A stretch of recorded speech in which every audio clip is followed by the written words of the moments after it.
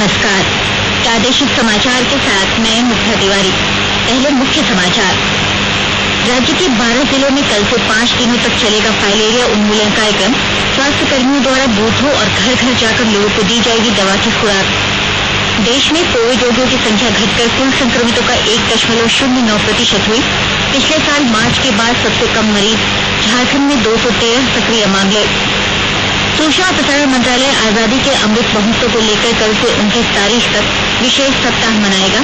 आकाशवाणी का समाचार सेवा प्रभाग धरोहर, निशान और अपराजिता जैसे विशेष कार्यक्रमों का करेगा प्रसारण। और झारखंड सहित पूरे देश में श्रावण पूर्णिमा और रक्षाबंधन का त्योहार हर्षोल्लास के साथ मनाया गया।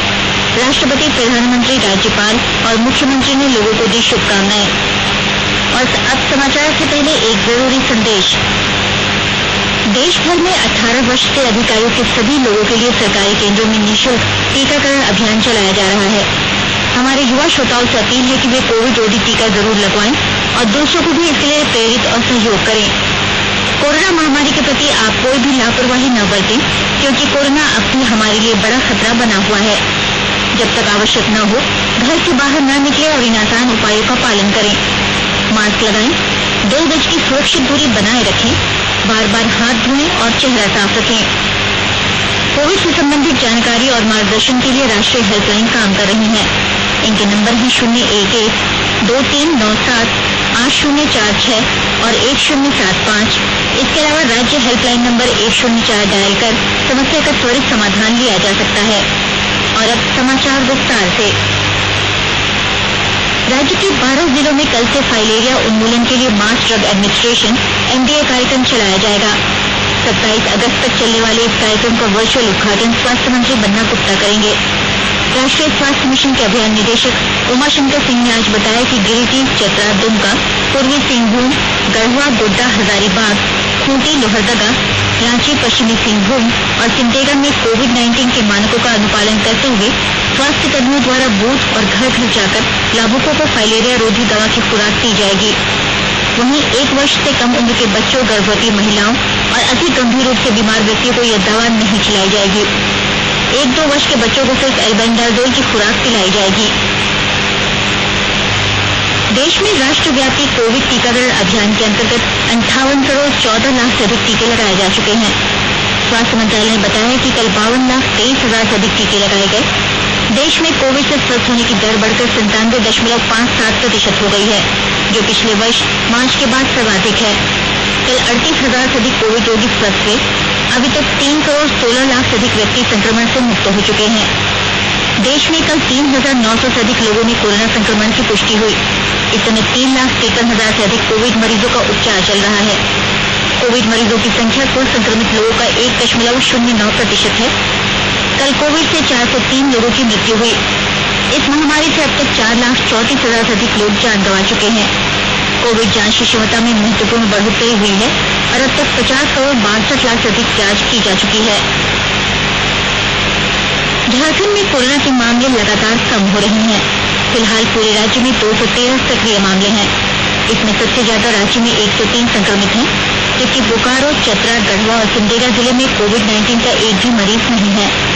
धनबाद और जामताड़ा में 15-15, खूंटी में 14, लोहरदगा में 13, पूर्वी सिंहभूम में 12, साहेबगंज में 6, पलामू, सरायकेला, खरसावां और रामगढ़ में 5-5, देवघर में 4, गोड्डा में 3, गिरिडीह, हजारीबाग, पश्चिमी सिंहभूम तथा कोडरमा में 2-2 और दुमका, गुमला, लातेहार और पाकुड़ में 1-1 संक्रमित का इलाज चल रहा है।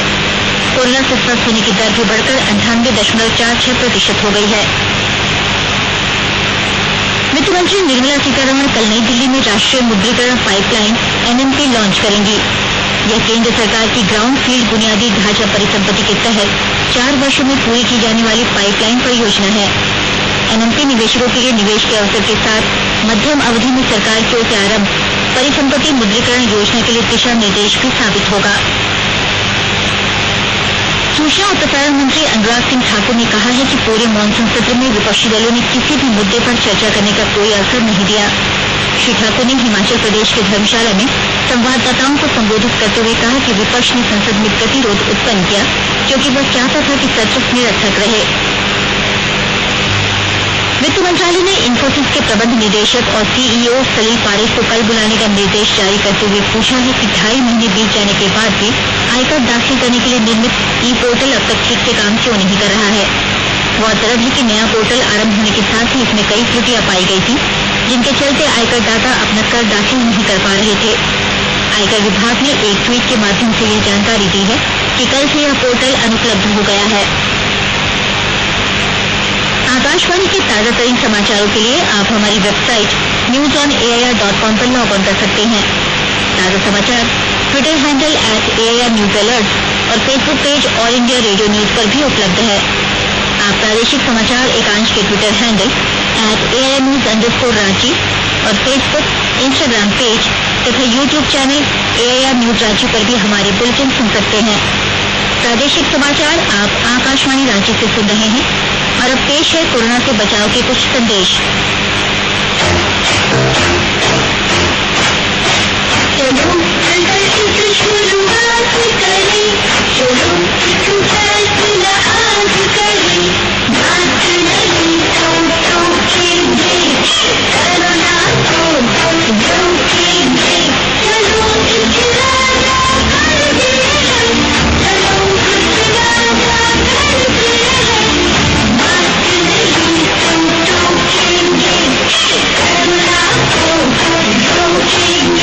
भारत सरकार द्वारा जनहित में जारी। कोविड-19 से बचाव और सुरक्षित रहने के 3 उपाय। मास्क लगाएं, 2 गज दूरी है जरूरी, सुरक्षित दूरी रखें, हाथ और मुंह साफ रखें। नमस्ते सैया दीदी, आज इधर कैसे आना हुआ?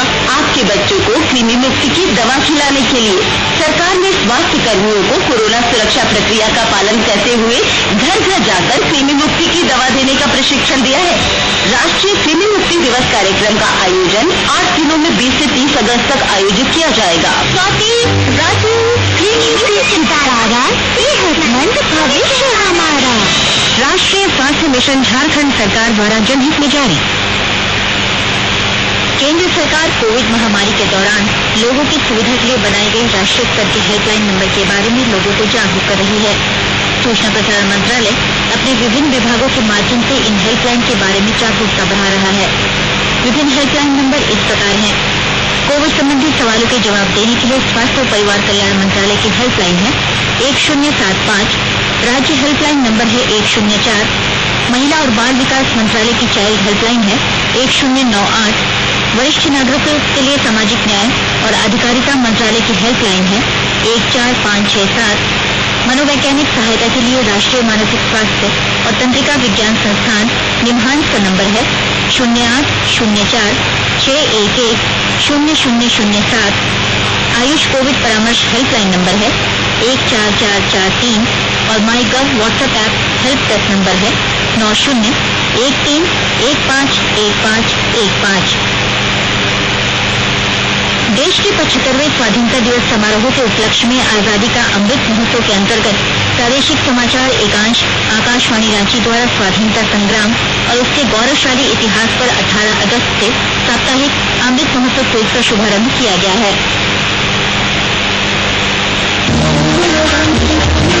आजादी के 75 वर्षों का पर्व अमृत महोत्सव प्रत्येक बुधवार शाम 7 बजे प्रसारित होने वाले प्रादेशिक समाचार के दौरान पूछे गए प्रश्न का सही उत्तर देने वाले प्रथम 10 प्रतिभागियों में से लकी ड्रॉ द्वारा चुना हुआ एक प्रतिभागी इनाम का हकदार होगा। इसके लिए सुनते रहिए आकाशवाणी रांची का प्रसारण।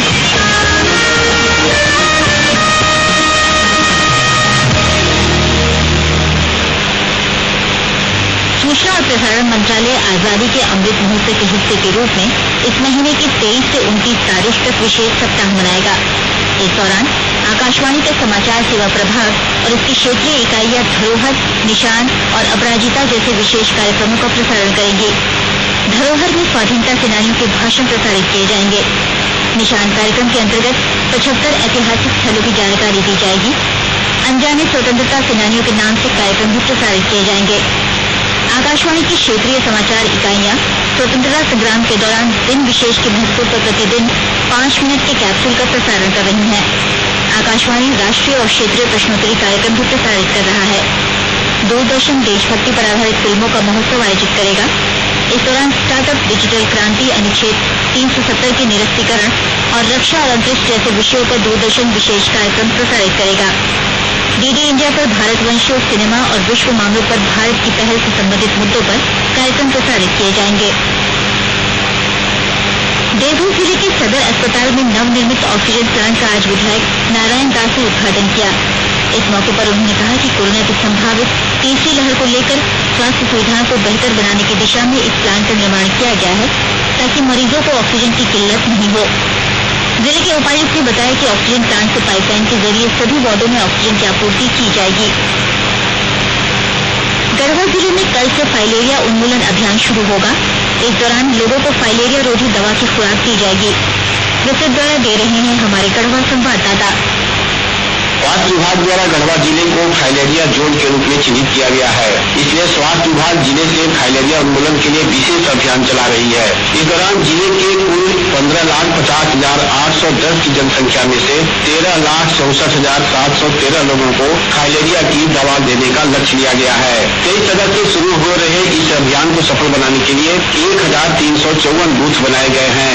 अभियान की निगरानी के लिए 3,057 दवा प्रशासक प्रतिनियुक्त किए गए हैं। अभियान के प्रथम चरण में 23 अगस्त से 25 अगस्त तक सभी आंगनबाड़ी केंद्रों, स्वास्थ्य उपकेंद्र, प्राथमिक और सामुदायिक स्वास्थ्य केंद्र, वार्ड कार्यालय सहित अन्य सार्वजनिक स्थानों को बूथ के रूप में चिन्हित किया गया है। यहाँ कोविड-19 के नियमों का पालन करते हुए लोगों को दवा का सेवन कराया जाएगा। इसके बाद 26 और 27 अगस्त को बची हुई लक्षित आबादी को घर घर जाकर प्रत्यक्ष रूप से स्वास्थ्य कर्मियों द्वारा दवा खिलाई जाएगी। विनोद कुमार पाठक, आकाशवाणी समाचार, गढ़वा। गुमला जिले के बसिया थाना क्षेत्र से पुलिस ने प्रतिबंधित उग्रवादी संगठन PLFI के एरिया कमांडर जॉन टोकनो को गिरफ्तार किया है। उसके पास से एक देसी राइफल और गोली बरामद किया गया है। जिले के पुलिस अधीक्षक एहतशाम वकील ने आज संवाददाताओं को बताया कि पुलिस को गुप्त सूचना मिली थी कि वह कामदारा इलाके में बड़ी घटना को अंजाम देने की योजना बना रहा है। इसके बाद पुलिस ने छापेमारी अभियान चलाकर उसे गिरफ्तार कर लिया। उसके खिलाफ विभिन्न थानों में 2 दर्जन से ज्यादा मामले दर्ज हैं। इधर रांची जिले के नगरी थाना क्षेत्र से 2 अपराधियों को पुलिस ने गिरफ्त में लिया है। इन अपराधियों के पास से एक रिवॉल्वर, कारतूस, कार और मोबाइल फोन बरामद किए गए हैं। जिले के ग्रामीण पुलिस अधीक्षक नौशाद आलम ने बताया कि दोनों अपराधी एक कारोबारी की हत्या करने की योजना बना रहे थे, जिसकी सूचना मिलने पर पुलिस ने यह कार्रवाई की। झारखंड समेत पूरे देश में श्रावण पूर्णिमा और रक्षाबंधन का त्योहार आज पारंपरिक हर्षोल्लास के साथ मनाया गया। इस अवसर पर बहनों ने अपने भाइयों की कलाई पर राखी बांधकर उनके दीर्घायु, अच्छे स्वास्थ्य और खुशहाली की प्रार्थना की, तो भाइयों ने बहनों की सुरक्षा और सहयोग का संकल्प लिया। राष्ट्रपति रामनाथ कोविंद, प्रधानमंत्री नरेंद्र मोदी, राज्य के राज्यपाल रमेश बैस और मुख्यमंत्री हेमंत सोरेन ने लोगों को रक्षाबंधन की बधाई और शुभकामनाएं दी। जमशेदपुर में बहनों ने आर्मी कैंप में जवानों को राखी बांधी, तो रांची में युवतियों ने कल्पतरू वृक्ष को रक्षा सूत्र बांधकर पर्यावरण संरक्षण का संदेश दिया। आज विश्व संस्कृत दिवस है। श्रावण पूर्णिमा को इसका आयोजन किया जाता है। प्रधानमंत्री नरेंद्र मोदी ने विश्व संस्कृत दिवस के अवसर पर लोगों को शुभकामनाएं दी हैं। प्रधानमंत्री ने ट्विटर पर संस्कृत में अपने संदेश में कहा कि संस्कृत भाषा प्राचीन होने के साथ साथ आधुनिक भाषा भी है, जिसमें गहन तत्व ज्ञान है और तरुण काव्य भी है। इस भाषा का सरलता से उपयोग किया जा सकता है। अधिक से अधिक लोगों को संस्कृत भाषा का अध्ययन करना चाहिए। और अब संक्षिप्त खबरें। रांची के सांसद संजय सेठ ने अंतर्राष्ट्रीय तीरंदाज दीपिका कुमारी और उनके पति अतनु दास को आज सम्मानित किया। इन दोनों ने टोक्यो ओलंपिक में भारत का प्रतिनिधित्व किया था। कोडरमा जिले की पुलिस ने ग्रेटर नोएडा के रहने वाले एक युवक की हत्या मामले में 2 आरोपियों को गिरफ्तार किया है। 18 अगस्त को चंदवारा थाना क्षेत्र के पिपरा टी स्टेशन के पास रेलवे ट्रैक से युवक का शव मिला था।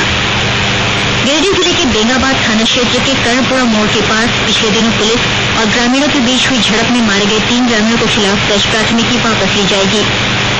लातेहार जिले की बरवाडीह थाना पुलिस ने 3 सड़क लुटेरों को गिरफ्तार किया है। इन लुटेरों के पास से लूट की राशि, मोटरसाइकिल और कई मोबाइल फोन भी पुलिस ने बरामद किया है। इन अपराधियों ने बीती रात कई लोगों से रुपए और मोबाइल फोन छीन लिए थे। अंत में मुख्य समाचार एक बार फिर। राज्य के 12 जिलों में कल से 5 दिनों तक चलेगा फाइलेरिया उन्मूलन कार्यक्रम। स्वास्थ्य कर्मियों द्वारा बूथों और घर घर जाकर लोगों को दी जाएगी दवा की खुराक। देश में कोविड रोगियों की संख्या घटकर कुल संक्रमितों का 1.09% हुई। पिछले साल मार्च के बाद सबसे कम मरीज, झारखंड में 213 सक्रिय मामले। सूचना और प्रसारण मंत्रालय आजादी के अमृत महोत्सव को लेकर कल से 29 तारीख तक विशेष सप्ताह मनाएगा। आकाशवाणी का समाचार सेवा प्रभाग धरोहर, निशान और अपराजिता जैसे विशेष कार्यक्रमों का करेगा प्रसारण। और झारखंड सहित पूरे देश में श्रावण पूर्णिमा और रक्षाबंधन का त्योहार हर्षोल्लास के साथ मनाया गया। राष्ट्रपति, प्रधानमंत्री, राज्यपाल और मुख्यमंत्री ने लोगों को दी शुभकामनाएं। इसके साथ ही आकाशवाणी रांची से प्रादेशिक समाचार का ये बुलेटिन समाप्त हुआ। नमस्कार। घर में रहिए, सुरक्षित रहिए और सुनते रहिए आकाशवाणी।